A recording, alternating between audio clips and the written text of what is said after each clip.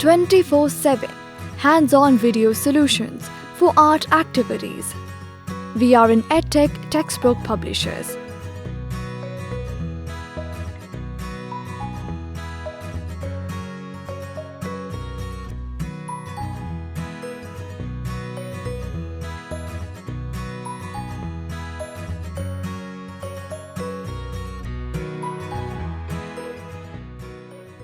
इस सफ़े की मश्क में हम सफ़ेद रुई को शक्लों के ऊपर सुर्ख नुक्तादार लकीरों के अंदर चिस्पा करेंगे ताकि ऐसा लगे जैसे बर्फबारी हुई है।